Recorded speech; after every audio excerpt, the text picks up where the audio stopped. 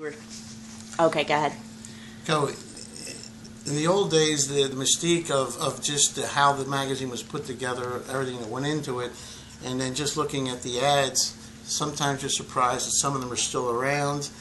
But in this particular case, where they're making a big deal out of a touch tuning radio, no more dialing, and it's just.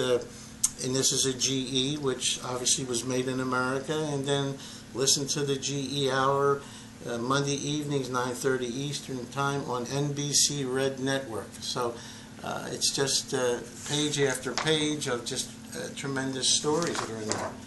And that's just the way it is. Let me see what else we have. So, Listerine toothpaste. Listerine's still around, but different thoughts, different concepts for it, and they're all like that. Again, here's a magazine from 1936 or 37, and that's when the king and queen, the king was coronated. There's pictures of Queen Elizabeth when she's about 12 years old in this magazine. Just tremendous stuff. Here's something from 1918. Right here, Literary Digest, which was a forerunner of Time magazine.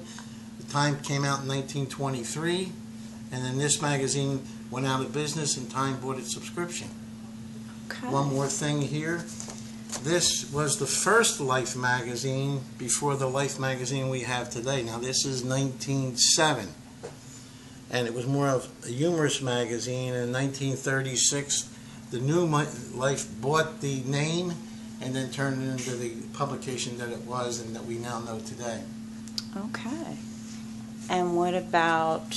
Well, this is, this, believe it or not, is June 30th, 1967, and the World Summit was held in Glassboro at the now Rowan College. And this is Kosygin, the Russian Premier, and Lyndon Johnson, 4 or 5 miles away.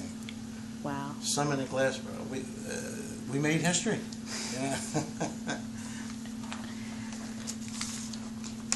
This probably, you saw this too, the doctors would die on this one.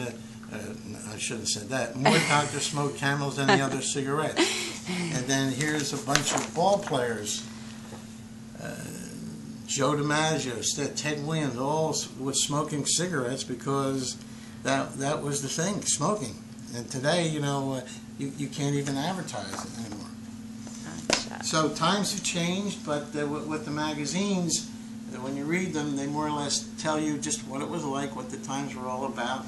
And you read enough of it, and whatever's going on today happened 30 years ago, 30 years before that, and 30 years before that. Nothing changes that much. So come on down and take a look. Okay.